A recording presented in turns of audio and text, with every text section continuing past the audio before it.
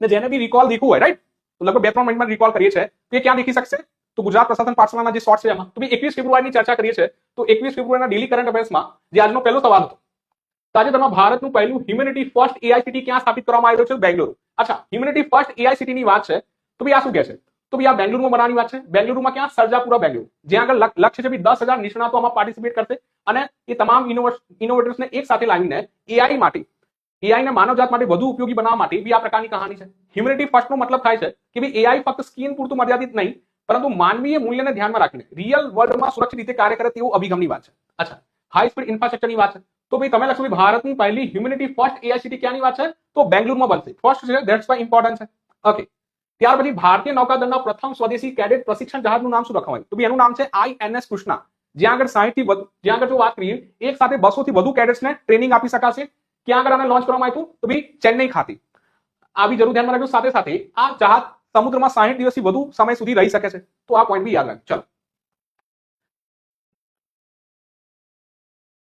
સવાલ નંબર 3 છે, national green ટ્રિબ્યુનલે great Nicobar ટાપુમાં કયા પ્રોજેક્ટને મંજૂરી આપી છે? તો આંતરરાષ્ટ્રીય કન્ટેનર ટ્રાન્સશિપમેન્ટ ટર્મિનલ. તો જેનાથી શું થશે? આ પ્રકારનું જ્યારે આંતરરાષ્ટ્રીય કન્ટેનર ટ્રાન્સશિપમેન્ટ ટર્મિનલ બની જશે નિકોબારમાં, તો જે ભારતની જે કોલંબો પોર્ટ યા સિંગાપુર પોર્ટની નિર્ભરતા ઘટશે. સાથે સાથે મલક્કા સ્ટ્રીટની નજીક છે તો એક મજબૂત વેપારી હબ બની શકશે આવનારા સમયમાં. તો ધેટ્સ વાય આની ચર્ચા છે. કેટલા હજાર કરોડની વાત છે? તો 92,000 કરોડનો મેગા પ્રોજેક્ટ છે. કયું સ્થળ છે? તો ગલાથિયા બે, ગ્રેટ નિકોબાર, નોટ ગલગોટી. આ જરૂર ધ્યાનમાં રાખજો. હા સર.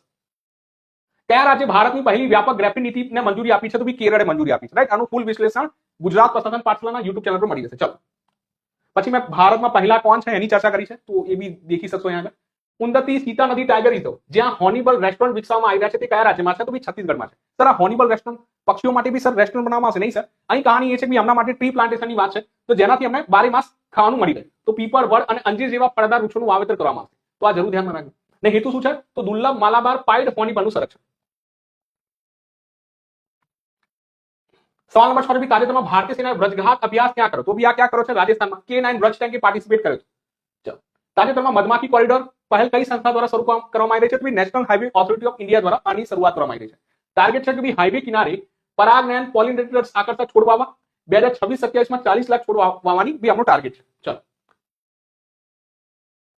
ભારત ફ્રાન્સ વાર્ષિક સંરક્ષણ સંવાદનું આયોજન ક્યાં કરવામાં આવ્યું? તો બેંગ્લુરુ ખાતે, જ્યાં આગળ હેમર મિસાઇલની વાત આવી, જ્યાં આગળ જો તમે કહેશો હેલિકોપ્ટરના નિર્માણની વાત, તો આ તમામ ચર્ચા થઈ.